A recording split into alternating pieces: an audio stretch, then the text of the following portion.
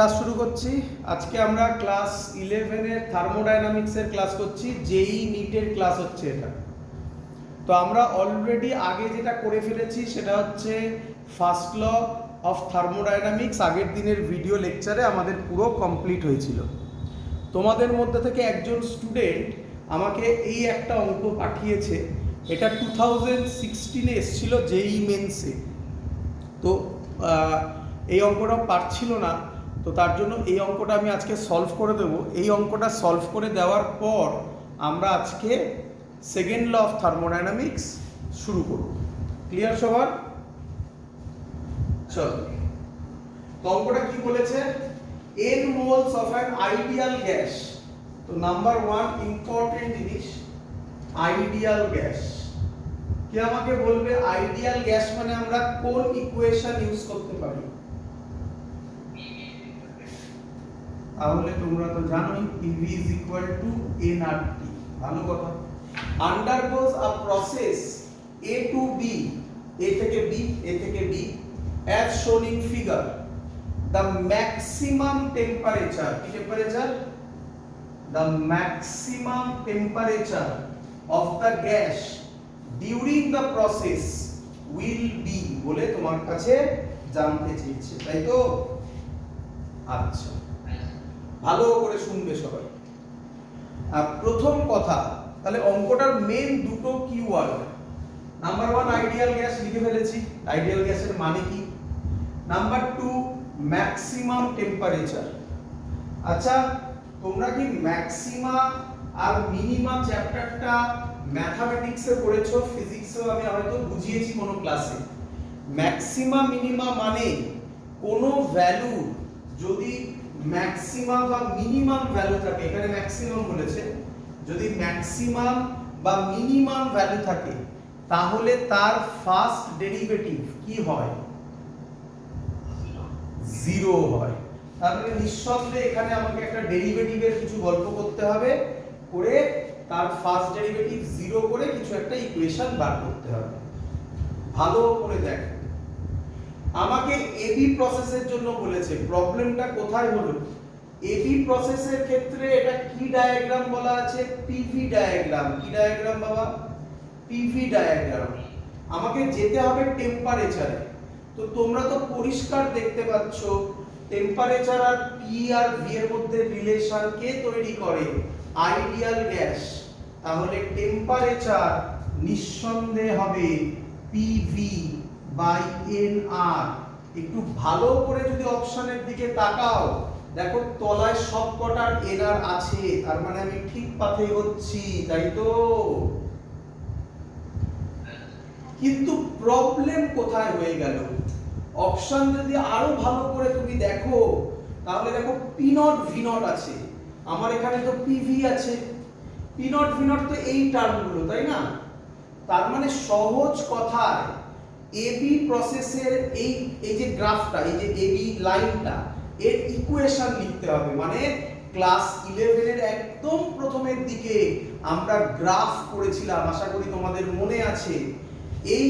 এই স্ট্রেট লাইনের গ্রাফ হবে y is equal to, মনে আছে কিনা জানি না, এরকম থাকলে স্লোপ নেগেটিভ না পজিটিভ? নেগেটিভ। তাহলে মাইনাস mx এর y ইন্টারসেপ্টটা কি হবে? পজিটিভে হবে না নেগেটিভে হবে? তাহলে y is equal to mx plus c হবে এর ইকুয়েশন। ক্লিয়ার? আচ্ছা, y এর জায়গায় আমরা এখানে কি লিখতে পারি? y এর জায়গায় কি লিখব? p minus m। আচ্ছা, স্লোপ কি তুমি বার করতে পারবে না? এর স্লোপ কি হবে? Perpendicular by base. পারপেন্ডিকুলার কত? 2p nought minus p nought কত? p nought by base. Base কত? v nought. তাহলে p is equal to minus p nought v nought. x এর জায়গায় কি বসাবো? x এর জায়গায় কি বসাবো? v প্লাস c এর জায়গায় কি বসাবো? ভালো করে দেখো, যখন 2v নট তখন প্রেসার p নট, যখন টু ভি নট তখন প্রেসার টু পি নট, যখন তাহলে ভলিউম 0 হবে তখন প্রেসার কত হবে? 3 পি নট। বুঝলি না? আরে একদম সহজ। 2 ভি নটে প্রেসার পি নট, ভি নটে প্রেসার 2 পি নট, তাহলে যখন ভলিউম 0 হবে তখন প্রেসার কত হবে? 3 পি নট না? তাহলে সি এর জায়গায় বসাবো আমি 3 P nought. So this is the actual equation of AB graph বা এবি প্রসেস। ক্লিয়ার সবার?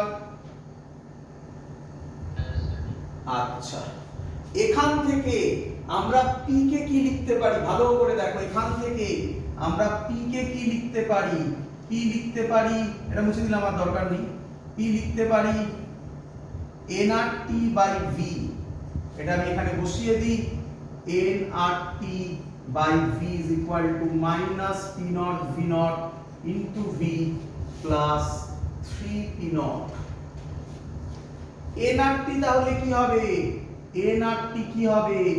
Minus P naught V naught, ভিটা এদিকে যাবে, V square plus 3 P naught, ভিটা মাল্টিপ্লাই হবে ভি। ক্লিয়ার? আচ্ছা, দেখো যেটার উদ্দেশ্য ছিল মনে পড়ছে, আমরা কি ছিল? Maximum temperature. ম্যাক্সিমাম টেম্পারেচার মানে টেম্পারেচারের ফার্স্ট ডেরিভেটিভ 0 করব। এই দেখো ইকুয়েশন চলে এসেছে, লেফট হ্যান্ড সাইডে টেম্পারেচার আছে, তাহলে আমি, আর দেখো প্রেসার নেই, শুধু ভলিউম আছে। প্রেসার মানে পি নট আছে, পি নট তো আলাদা জিনিস।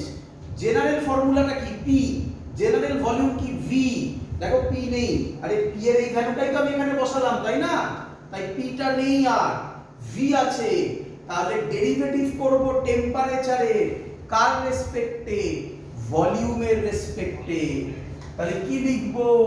এন আর তো constant, dT by dV is equal to minus P naught V naught constant, V স্কয়ারের ডেরিভেটিভ কত হয়? 2v plus 3p naught, dv by dv কত হয়? 1। বলো বুঝলে কিনা? যেই তুমি এটা করে ফেললে অমনি আমাকে বলো ম্যাক্সিমাম টেম্পারেচার চাই আমাদের। কি চাই? Maximum temperature. ম্যাক্সিমাম টেম্পারেচার মানে টেম্পারেচারের ফার্স্ট ডেরিভেটিভ কত হবে? 0 হবে। তাহলে এই ভ্যালুটাকে যদি আমি 0 বসাই তাহলে minus P naught V not into 2v plus 3p not পাবো, তাই তো? এখান থেকে সলভ করে তুমি আমাকে v এর ভ্যালু বার করে দাও। v এর ভ্যালু বার করে দাও। তো কিভাবে বার করবে? দেখো দেখি, আমি লিখতে পারি এখান থেকে minus P naught V naught into 2v। আচ্ছা, পি নট কমন গিয়ে কেটে যায় নাকি? পি নট কমন গিয়ে কেটে যাবে, তাহলে পড়ে থাকবে, এটাকে এদিকে আনলে 2v by v nought is equal to 3। তাহলে v হবে 3v নট বাই 2। v এর ভ্যালু v নট এর টার্মে পেয়ে গেলাম। ক্লিয়ার? এবার আমি p এর ভ্যালু বার করব। দেখো p এর ভ্যালু বার করব, এই যে ইকুয়েশনটা দেখতে পাচ্ছ সবাই, এই ইকুয়েশনে আমি v এর জায়গায় ভ্যালু বসিয়ে দেব।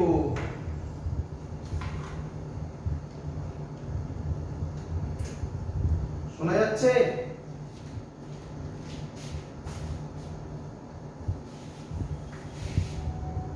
তাহলে ওই যে v এর ভ্যালুটা বের হলো, এই v এর ভ্যালুটা আমি এখানে পুট করব।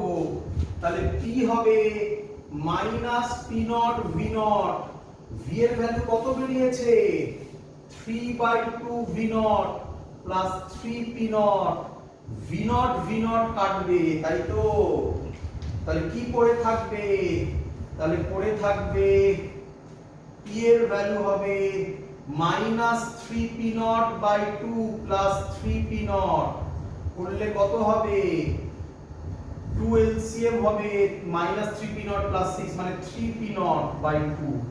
তাহলে p এর ভ্যালু আমি পেয়ে গেলাম 3p0/2, v এর ভ্যালু আমি পেয়ে গেছি 3v0/2। আমরা এখান থেকে কি দেখলাম? pv nRT থেকে একদম প্রথমে লিখেছিলাম t কত? pv/nr। তাহলে p এর জায়গায় এবার এই ভ্যালুটা বসাবো, কত হবে? 3p0/2 ইনটু v এর জায়গায় ভ্যালুটা বসাবো 3v0/2 বাই nr। তাহলে কি হবে calculation? 9p0 v0 by 4 nr. This is the maximum temperature. 9p0 v0 by 4 nr. Clear সবার? তো এই ছিল আজকে একটা অঙ্ক, যে অঙ্কটা তোমাদের মধ্যে একজন পারোনি সেটা আমি পড়িয়ে দিলাম। আজকে আমরা শুরু করছি second law of thermodynamics. But second law of thermodynamics করার আগে তোমাকে এটা বুঝতে হবে যে ফার্স্ট ল অফ থার্মোডায়নামিক্স এর প্রবলেম কি ছিল। তো চলো প্রথমে তো আগে আমরা বলি ফার্স্ট ল অফ থার্মোডায়নামিক্স ছিলটা কি। এটা ছিল ফার্স্ট ল অফ থার্মোডায়নামিক্স। সবার ক্লিয়ার আশা করি এগুলো এত অবধি, আগের ভিডিও আশা করব সবার দেখা হয়েছে। ফার্স্ট ল অফ থার্মোডায়নামিক্স ছিল এটা, dq du plus dw। Number 1 প্রথম জিনিস তুমি আমাকে বলো তো, আমাকে কি এখান থেকে দেখে তুমি এই ইকুয়েশনটা থেকে কি একবারও তুমি বলতে পারবে যে হিট কোথা থেকে কোথায় ফ্লো হবে? বলা সম্ভব কি? So first law of thermodynamics এর প্রথম বড় প্রবলেম কি problem? It does not indicate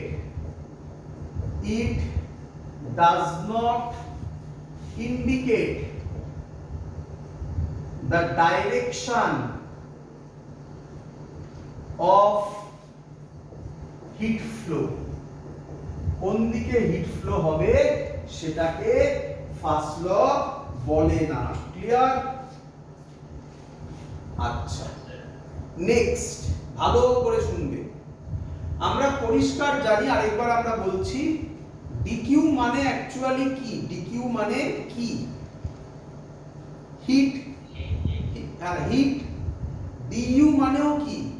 hit নাকি? টেম্পারেচার যেটা হবে টেম্পারেচারের উপর ডিপেন্ডেন্ট। টেম্পারেচার বাড়লে ইন্টারনাল এনার্জি বাড়ে, টেম্পারেচার কমলে ইন্টারনাল এনার্জি কমে। তো du মানে আলটিমেটলি কি? হিট, তাই তো? dw মানে কি? ওয়ার্ক ডান। তাহলে আমরা কি বলতে পারি এখানে হিট ওয়ার্ক ডানে কনভার্ট হচ্ছে, অথবা ভাইস ভার্সা ওয়ার্ক হিটে কনভার্ট হচ্ছে, বলতে পারি?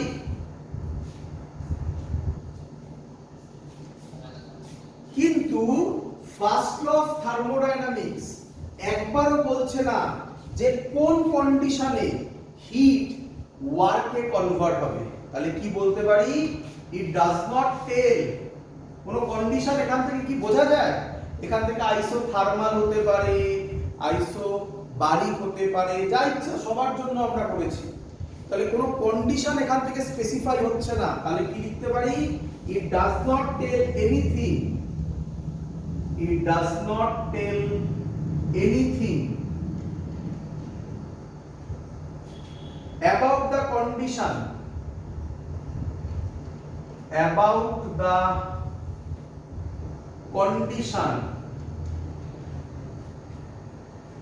under which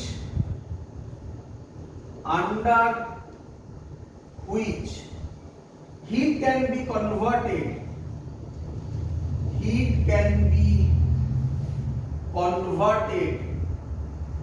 into mechanical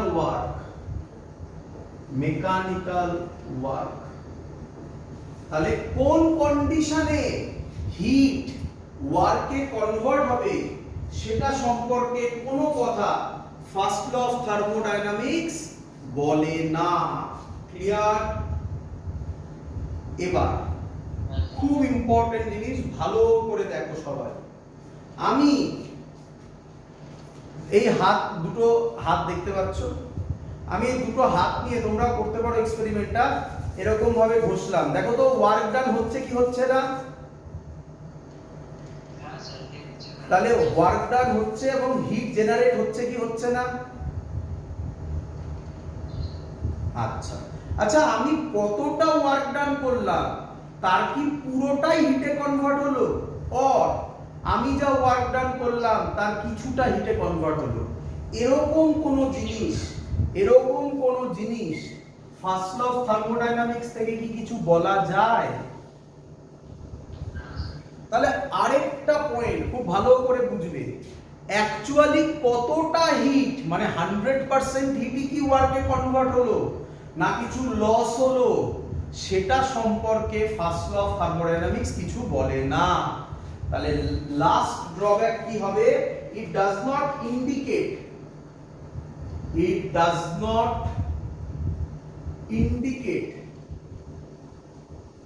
the extent বোঝো তো, কতটা, আগে বলা extent, the extent to which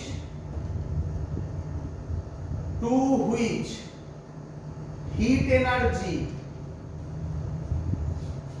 can be converted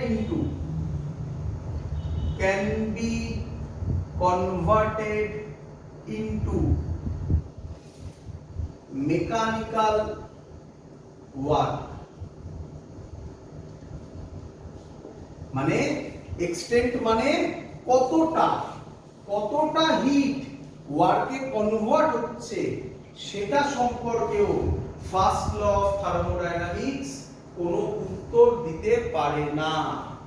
তাহলে অবভিয়াস সেকেন্ড ল অফ থার্মোডাইনামিক্সে আমরা এই যে তিনটে ড্রব্যাকের কথা বললাম, এই তিনটে ড্রব্যাক সেকেন্ড ল অফ থার্মোডাইনামিক্সে সলভ হয়ে যাবে, হ্যাঁ কি নয়?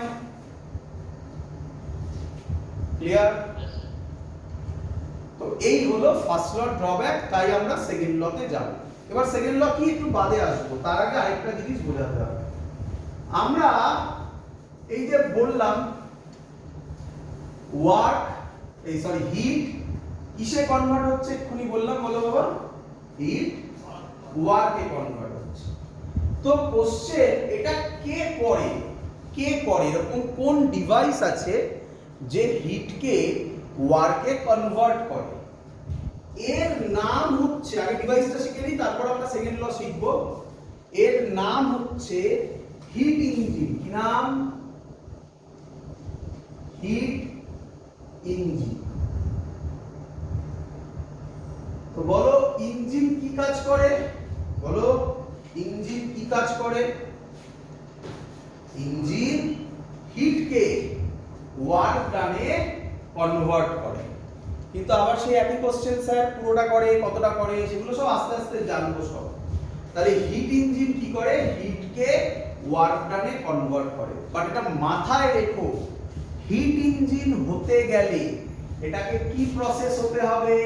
তোমরা জানো অলরেডি, তবুও আরেকবার বলবো, কি প্রসেস হতে হবে? সাইক্লিক। মনে করছে সাইক্লিক আলাদা করে শেখানো হয়েছিল, এটাকে সাইক্লিক প্রসেস হতে হবে এবং তোমরা সেটা দেখতেও পাবে কিভাবে হচ্ছে। তাহলে হিট ইঞ্জিন সব সময় কি প্রসেস বাবা?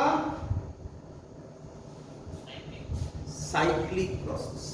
চলো ভালো করে দেখো হোয়াট ইজ হিট ইঞ্জিন। চলো, হিট ইঞ্জিনের এটা হলো ছবি, অনেকেই জানো, এটা হচ্ছে হিট ইঞ্জিনের ছবি। যেটা T1 লেখা আছে এটাকে বলা হয় source of infinite thermal capacity. Infinite thermal capacity. তোমরা প্রচুর স্টুডেন্ট আছো যারা T1 কে সোর্স বলো, শুধু খারাপ নয়, আমরাও T1 কে পরে সোর্সই বলবো, বাট প্রথমে শুনে নাও T1 হচ্ছে source of infinite thermal capacity. এর মানে কি? এর মানে সহজ কথা, T1 হচ্ছে হিটে সমুদ্র, সমুদ্র বোঝো, সমুদ্র থেকে, ওশান থেকে আমরা যদি 2 বালতি জল বাড়িতে নিয়ে আসি, তাহলে কি ওশানের টেম্পারেচার চেঞ্জ হয়? সেম জিনিস। তাহলে এখান থেকে আমরা যদি হিট নিয়ে নিই, তাহলে কি T1 এর টেম্পারেচার চেঞ্জ হবে?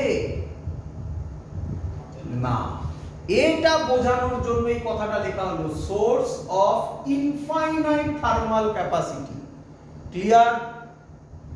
T2 কে বলা হয় সি, একই কথা আর লিখছি না, অফ ইনফাইনাইট থার্মাল ক্যাপাসিটি। মানে T2 তে যদি আমরা কোনো হিট দিও, তাহলেও T2 টেম্পারেচার চেঞ্জ হবে না। সমুদ্রতে 2 বালতি জল ফেলে দিয়ে এলেও, তোমার বাড়ি থেকে নিয়ে গিয়ে 2 বালতি জল ফেলে দিলে, তাহলে কি সমুদ্রের জলের লেভেল চেঞ্জ হবে? না। Clear idea?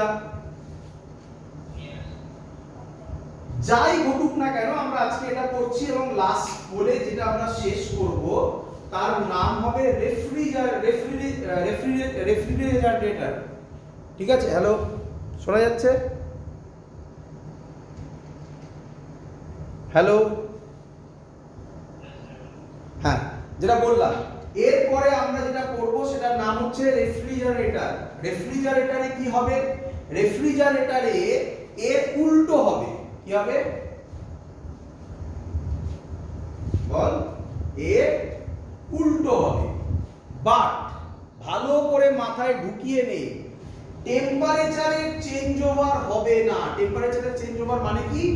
মানে স্যার যেটা বলতে চাইছে, T1 গ্রেটার দ্যান T2 হবে সব সময়, সব সময় T1 গ্রেটার দ্যান T2 হবে।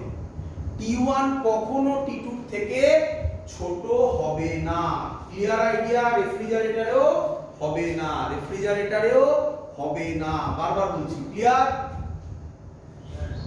চলো এবার শোন, ইঞ্জিন কি করে? ইঞ্জিন T1 থেকে হিট নেয়। রেফ্রিজারেটর আমরা পরে পড়বো, যখন হবে তখন বলবো, এখন থাকুন। এখান থেকে হিট নেয়। কত হিট নেয়? Q1 হিট নেয়। কিভাবে নেয় সেগুলো দেখাবো। কত হিট নিল? Q1 হিট নিল।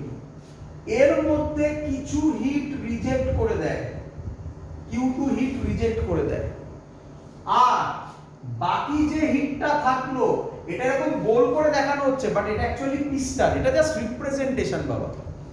সেই হিটটা দিয়ে ও কি করলো? ওয়ার্ক ডান করলো। তাহলে ওয়ার্ক ডানের ফর্মুলা কি হবে? Q1 minus Q2। বল সবাই বুঝলি কিনা?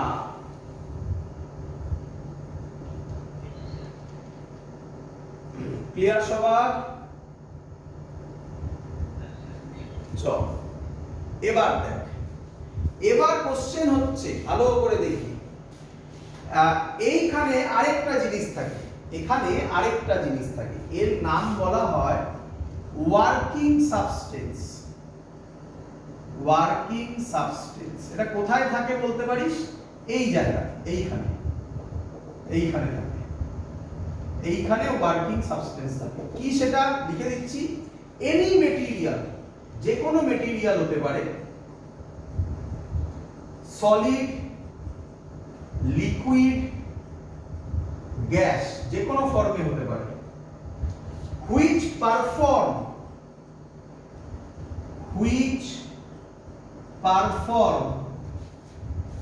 mechanical work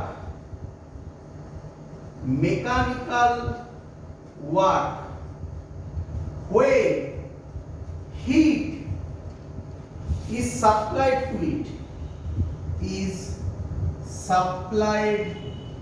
it, তার মানে বোঝ, এই যে গোল করে আমি জায়গাটা এঁকেছি, এর মধ্যে কে থাকে?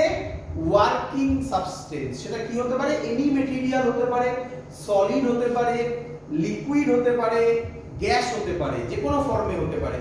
সে কি করবে? কি ওয়ার্কিং সাবস্টেন্স? যদি এখানে হিট প্রোভাইড করা হয়, দেখ প্রোভাইড করা হচ্ছে, যদি হিট প্রোভাইড করা হয়, তাহলে সে ওয়ার্ক ডান করবে। দেখ তাই ওয়ার্ক ডান করেছে, তাই লেখা আছে দেখ any material which perform mechanical work when heat is supplied to it। Ball clear কিনা? হ্যাঁ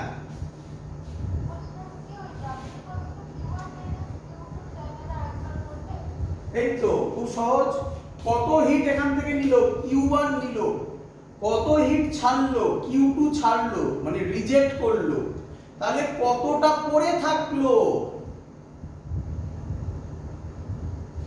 Q1 নিল, আমি 10 টাকা নিলাম, 2 টাকা দিলাম, তাহলে আমার কাছে কত টাকা থাকলো?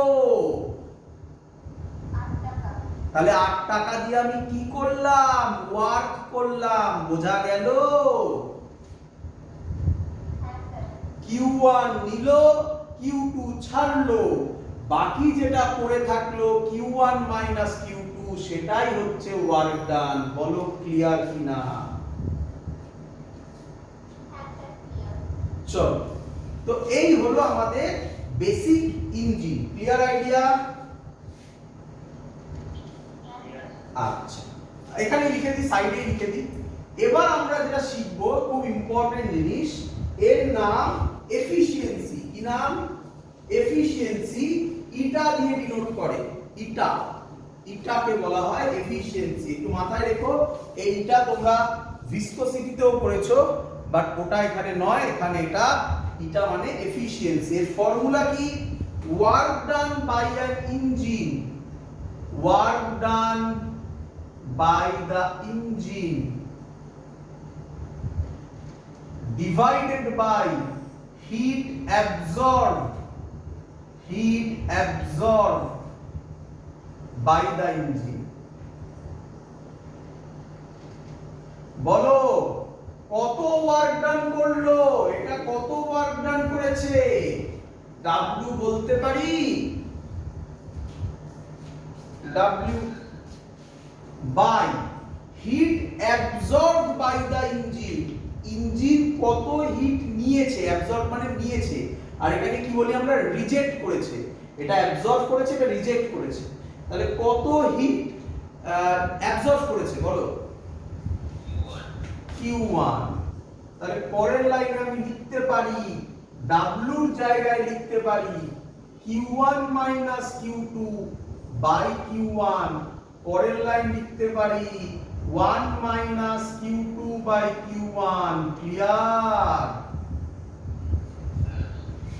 মনে রাখবে সব, this is the formula for engine, efficiency of an engine. এখানে সহজ সহজ কোশ্চেন, সব কঠিন কিচ্ছু নেই এখানে। দেখে নেবে, একদম সহজ কোশ্চেন, সবাই পারবে। চল, ক্লিয়ার এত অবধি সবার? আচ্ছা, একটু শুনে নাও এখন একটু শুনে নাও। আচ্ছা, কি আমরা এফিশিয়েন্সি যেটা পড়লাম সেটা পড়লাম, লিখলাম আবার 1 মাইনাস Q2 বাই Q1। শুনবে, এখন শুনে নাও, তারপর আমি স্টেটমেন্ট আমি বলবো, খানিকক্ষণ বাদে বলবো, তখন ক্লিয়ার হবে। অলরেডি ইঞ্জিন পড়া মানে সেকেন্ড ল অফ থার্মোডায়নামিক্স হয়ে গেছে, অলরেডি হয়ে গেছে। শোনো, এমন কোন ইঞ্জিন হয় না, কি বললাম ভালো করে শোনো, এমন কোন ইঞ্জিন কি বললাম হয় না যে যত অ্যামাউন্ট হিট নেবে তত অ্যামাউন্ট ওয়ার্ক ডান করবে। আরো সহজ কথায় Q2 0 হবে, এরকম কোন ইঞ্জিন কি বললাম বলো হয় না। যদি এরকম কোন, এখন আচ্ছা তুমি বলবে স্যার কেন হয় না, তাই না? তুমি আমাকে জিজ্ঞাসা করবে কেন হয় না, তো তার উত্তর আমি খানিকক্ষণ বাদে দেবো। আপাতত ভাবো হয় না। যদি না হয় তাহলে Q2 কোনোদিনও 0 হতে পারে না। Q2 যদি 0 হতে না পারে তাহলে এফিশিয়েন্সি কি কোনোদিনও 1 or 100% হতে পারে? এফিশিয়েন্সি 1 কখন হবে? যখন Q2 0 হবে। Q2 0 হলে তবে তো এটা 0 হয়ে যাবে, তবে তো এটা 1 হবে, 1 মানে 100% বলা হয়। তাহলে যেহেতু Q2 0 হতে পারে না, এখন জানো যে হতে পারে না, এটা একটা ল, পরে বলছি, তাহলে এফিশিয়েন্সি কখনো 100% হতে পারে না। Clear idea? আচ্ছা, তাহলে এবার কোশ্চেন যে স্যার আপনি তো ইঞ্জিন বলছেন, একটু আইডিয়া দিন। আইডিয়া দিচ্ছে, এখান থেকে কোশ্চেন আসবে না পরীক্ষায়, যে আমরা কি কি ইঞ্জিন পড়েছি। পেট্রোল ইঞ্জিন জানো তো গাড়ির, ডিজেল ইঞ্জিন, স্টিম ইঞ্জিন আগে ইউজ হতো, তাদের এফিশিয়েন্সির আইডিয়া কি রকম। তো আমি একটা আইডিয়া দিচ্ছি। স্টিম ইঞ্জিনের এফিশিয়েন্সি হয় 16%, 26% হয় পেট্রোলের, পেট্রোল ইঞ্জিন, স্টিম ইঞ্জিন, আর ডিজেল ইঞ্জিনের হয় 40%। তার মানে এফিশিয়েন্সির রেসপেক্টে কার এফিশিয়েন্সি সবথেকে বেশি? ডিজেল ইঞ্জিনের। ক্লিয়ার বাবা? আচ্ছা, তোমার এরকম এগুলো মুখস্থ রাখতে হবে না, পরীক্ষার এই কোশ্চেন দেবে না যে এর এফিশিয়েন্সি কত, সেগুলো তুমি বলো, এসব জিজ্ঞাসা করবে না, ঠিক আছে? আচ্ছা চলো, এবার লেখো সেকেন্ড ল অফ থার্মোডাইনামিক্স। দেখো এবার আমরা সেকেন্ড ল অফ থার্মোডাইনামিক্স পড়ব। চলো, কি বলছে সেকেন্ড ল অফ থার্মোডাইনামিক্স? এখানেই লিখি সেকেন্ড ল অফ থার্মোডাইনামিক্স। আচ্ছা, সেকেন্ড ল অফ থার্মোডাইনামিক্স দুটো স্টেটমেন্ট নিয়ে তৈরি। কটা স্টেটমেন্ট বললাম? দুটো স্টেটমেন্ট। প্রথম স্টেটমেন্টের নাম Kelvin Planck statement. Kelvin Planck statement. তো স্টেটমেন্টটা লিখে লাভ নেই, কারণ তোমাকে তো এখানে লিখতে দেবে না ওইভাবে। আমি যেভাবে বলছি তুমি সেইভাবে মনে রাখবে, তাহলে সুবিধা হবে যেই নিটের রেসপেক্টে। কি স্যার? কেলভিন প্ল্যাঙ্ক স্টেটমেন্ট বলছে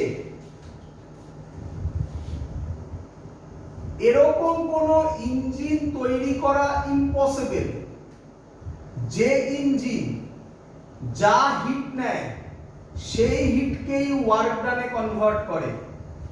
এক্ষুনি যেটা বললাম তোমাকে, যা হিট নেয় সেই হিটকেই ওয়ার্ক ডানে কনভার্ট করে, অথবা Q2 0 এরকম কোন ইঞ্জিন তৈরি করা ইম্পসিবল। তাহলে এই ইঞ্জিন কি লিখবে? ইম্পসিবল। বলো বুঝলে কিনা?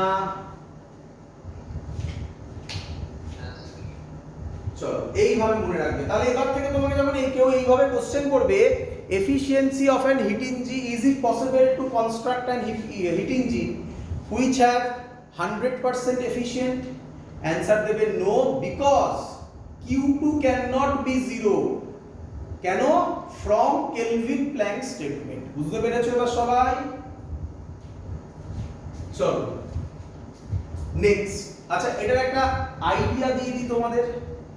তোমরা দেখেছো তিনটে ইঞ্জিন তোমার সামনে লেখা আছে, steam engine, petrol engine, diesel engine. তিনটে ইঞ্জিনেই সাইলেন্সার পাইপ, নাম শুনেছো হয়তো, যেখান থেকে ধোঁয়া বেরোয় গাড়ি, দেখেছো তো সবাই? তিনটে ইঞ্জিনেই এরকম জায়গা আছে যেখানে গাড়ি থেকে ধোঁয়া বেরোয়, ওইটাই হচ্ছে Q2। বুঝতে পারছে? মানে ওটা মানে কি, ওটা যে হিটটা ওটাই হচ্ছে Q2। তার মানে সহজ কথায় গাড়ির ক্ষেত্রে সারাউন্ডিং কোনটা বলো তো? মানে T2 কোনটা বলো তো? কোনটা? T2 সারাউন্ডিংটাই, সারাউন্ডিংই হচ্ছে T2। চলো, তাহলে এমন কোন ইঞ্জিন তৈরি করা সম্ভব নয় যার এক্সস্ট পাইপ নেই। এবার তুমি বলবে স্যার ব্যাটারি তাই মোটরে চলে, ইঞ্জিন নয় ওটা। নেক্সট নাম হচ্ছে Clausius statement. Clausius statement. Clausius স্টেটমেন্টটা একটু গন্ডগোলের, ভালো করে শুনবে সবাই।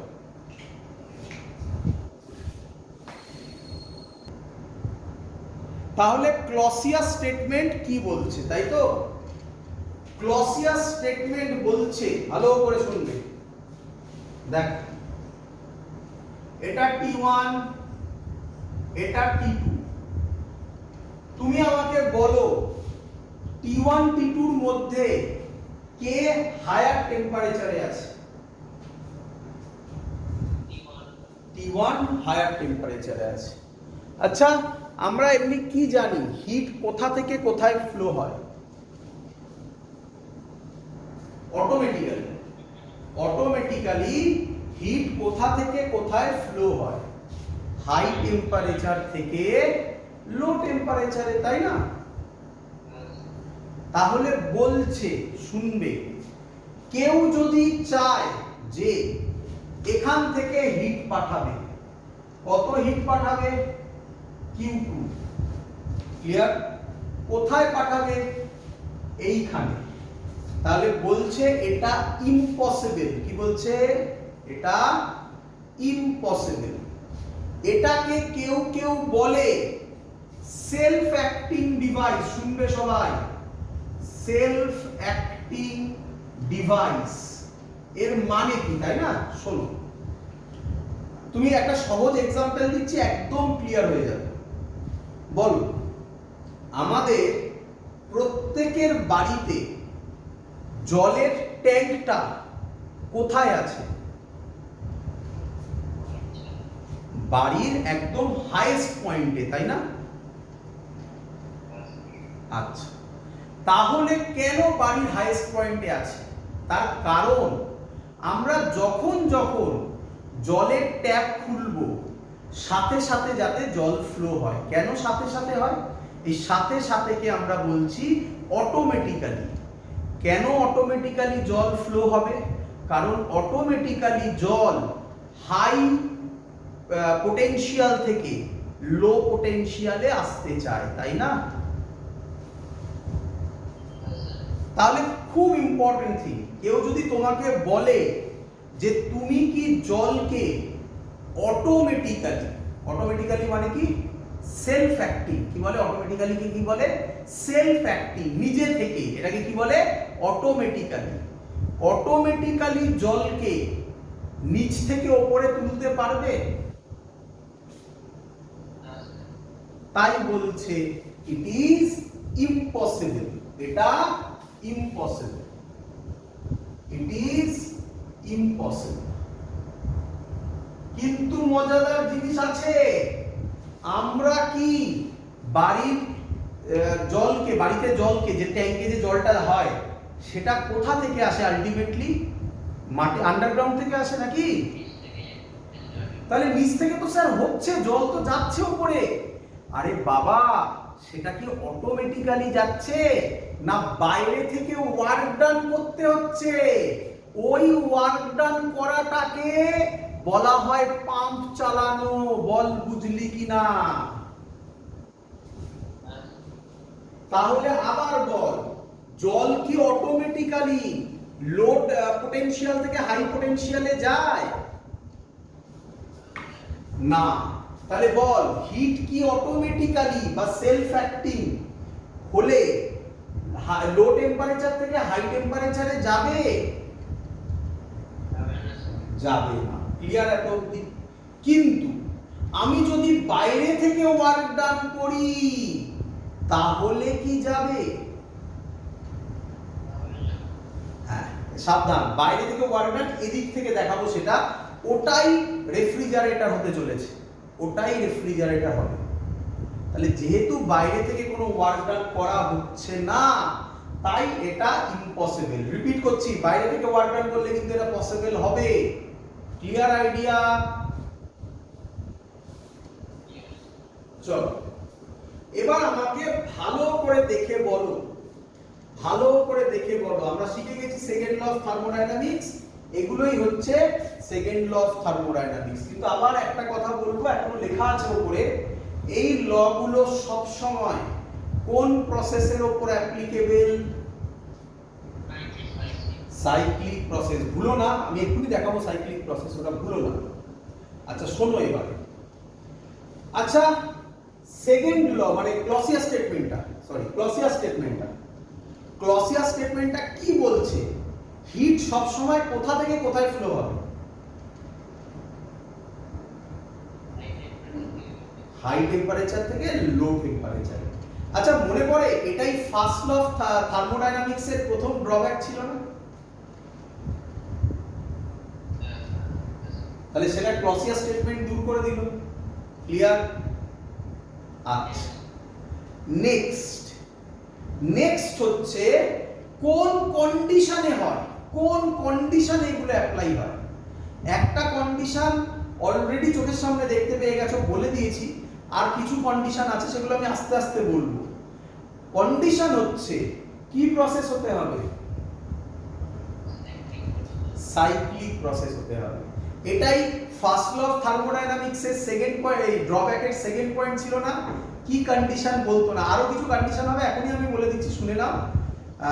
রিভার্সেবল হতে হবে। কি প্রসেস হতে হবে বলো? রিভার্সেবল। তাহলে এবার কোশ্চেন হচ্ছে রিভার্সেবল মানে কি স্যার? ধৈর্য ধরো, আস্তে আস্তে বলবো সবকিছু। ক্লিয়ার এত অবধি? নাম্বার 3, আচ্ছা পুরো হিট কি কোনোদিনও ওয়ার্ক ডানে কনভার্ট হতে পারে? তার মানে কিছু না কিছু লস হবে। এটা ফার্স্ট ল অফ থার্মোডাইনামিক্স এর থার্ড পয়েন্ট ছিল না? যে কতটা কনভার্ট হবে সেটা বলছিল না, সেকেন্ড ল বলে দিল পুরোটা হবে না, কতটা হবে সেটাও বলতে পারবো, এফিশিয়েন্সির উপর ডিপেন্ড করে বলতে পারবো না? আরে বাবা এফিশিয়েন্সি 50% যদি বেরোয় তার মানে কি? তার মানে যে হিট নিচ্ছে তার 50% ওয়ার্ক ডান কনভার্ট হচ্ছে, বাকি 50% লস হচ্ছে। বল বুঝলি কিনা? তো এই হলো আমাদের মেন কথা, যেগুলো তোদেরকে শেখালাম। পয়েন্টগুলো মনে রাখিস, সেগুলো সবই এখনো পর্যন্ত যা হচ্ছে এখান থেকে ল্যাঙ্গুয়েজে ওই অ্যাসারশন রিজন করে পয়েন্ট দিতে পারে, এইভাবে মানে থিওরিটিক্যাল কোশ্চেন এইভাবে এখান থেকে আসতে পারে অপশনের মধ্যে ফেলে।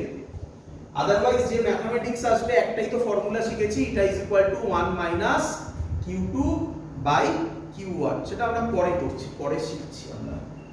চলো এবার আমি যেটা বললাম সেটা হচ্ছে রিভার্সেবল প্রসেস। কি প্রসেস? Reversible process. ভালো করে বুঝবে সবাই। রিভার্সেবল প্রসেস মানে কি? রিভার্সেবল প্রসেস মানে, আমি পিস্টন দিয়ে বোঝাচ্ছি তোমাকে। দেখ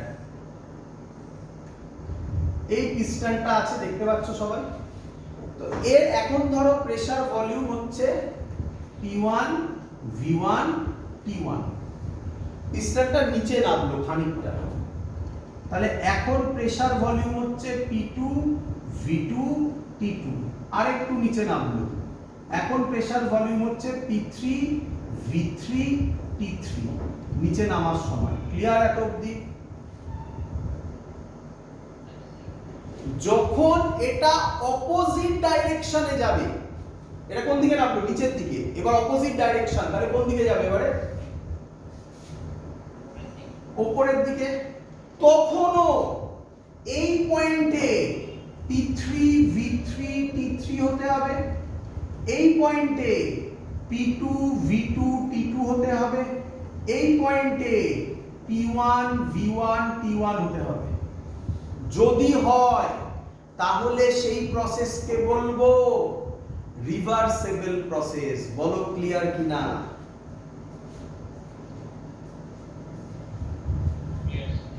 খুব সহজে বোঝালাম আমি তোমাকে এটা, বাট আচ্ছা তোমাদের কারো কি মনে হচ্ছে না স্যার এটা তো হওয়ারই কথা, এ তো হবেই, তাই না? মনে হচ্ছে নাকি অনেকে? কে একটু ভালো করে ভাবো। হ্যাঁ রে বাবা, যখন এদিকে এলো তখন যা ফ্রিকশন হবে, যখন ব্যাক করবে সেম ফ্রিকশন হবে কখনো? তাহলে ফ্রিকশন যদি আলাদা হয়, সেই ফ্রিকশন থেকে হিট ডেভেলপ হবে না?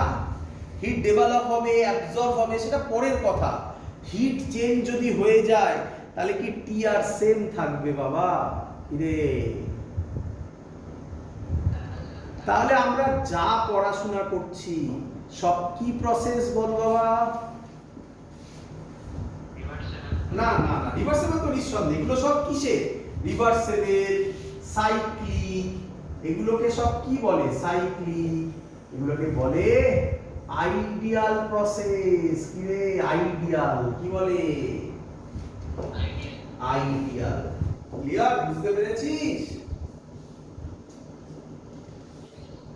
চলো, তো এই হলো আমাদের কন্ডিশন গুলো, যে কন্ডিশন গুলোকে হোল্ড করতে হবে। চলো, আচ্ছা আরেকটা কথা একটু বলে রাখি, রিভার্সেবল করতে গেলে নেসেসারি কন্ডিশন কি কি? রিভার্সেবল করতে গেলে নেসেসারি কন্ডিশন কি কি? তাহলে লিখবো necessary condition for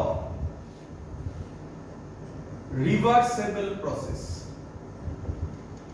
Reversible process. Reversible process A necessary condition কি কি? ভালো করে শুনবে সবাই। necessary condition হচ্ছে number 1, the process should be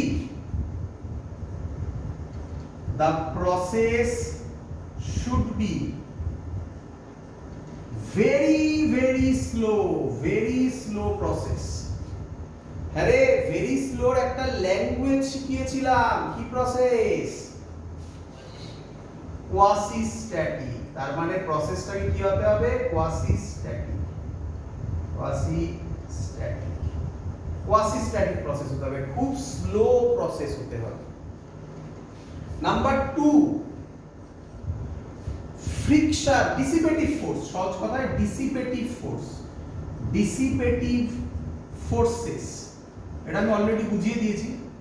forces, ডিসিপেটিভ forces মানে কি স্যার? ডিসিপেটিভ ফোর্সেস মানে হচ্ছে ফ্রিকশন, যারা এনার্জিকে লস করায় তাকে বলে ডিসিপেটিভ ফোর্স। ফ্রিকশন, ভিসকোসিটি, পড়েছিলিস? ভিসকোসিটি, ইলাস্টিসিটি,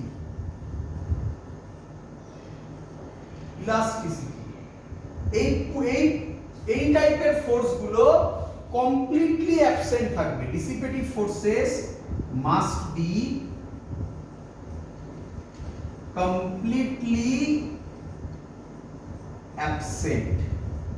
বল রিয়ালিটিতে কি হয় তাই?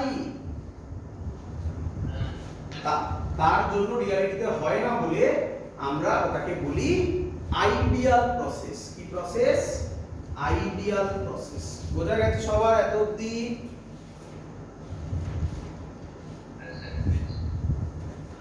এরপর আজকে আর পড়াচ্ছি না, হয়ে গেছে পার্ট, আর পরের দিন করলে কমপ্লিট। এর পরের দিন আমরা যেটা করব সেটার নাম হচ্ছে কার্নোটস আইডিয়াল। আইডিয়াল বুঝতে পারছো কেন? Ideal heat engine.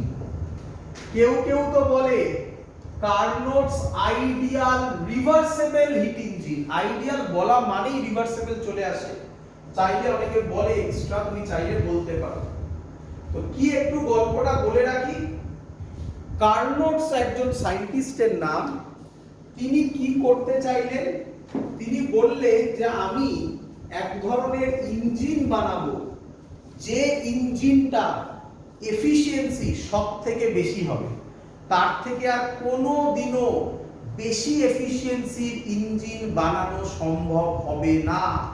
এটা ভাবনা চিন্তা প্রায় 1800 সালের কথা বলছি, 18th সেঞ্চুরির কথা বলছি। এবং তখন উনি যেটা বলেছিলেন, আজকের দিনেও তার থেকে বেশি এফিশিয়েন্ট ইঞ্জিন বানানো সম্ভব হয়নি। তো সেটাই আমরা শিখব, নাম হচ্ছে কার্নোটস আইডিয়াল হিট ইঞ্জিন। যা যা বললাম এতদিন ক্লিয়ার আশা করি। অঙ্ক সেরকম কিছু নেই এখনো পর্যন্ত যা করেছি। পরের দিন আমরা এটা বোঝাবো এবং অঙ্ক করে পুরো পার্টটা কমপ্লিট করব। পরের দিনই আমাদের second law of thermodynamics part শেষ হয়ে যাবে, কেটিজি শুরু করব পরের দিন আমরা।